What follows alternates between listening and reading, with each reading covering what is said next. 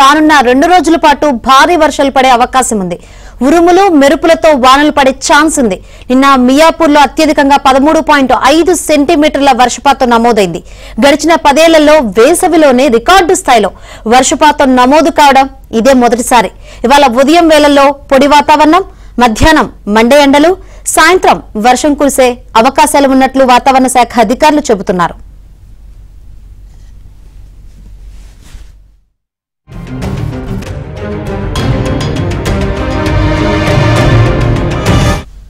రాష్ట్రంలో ఇవాళ రేపు కూడా వర్షాలు పడతాయని హైదరాబాద్ వాతావరణ కేంద్రం వెల్లడించింది.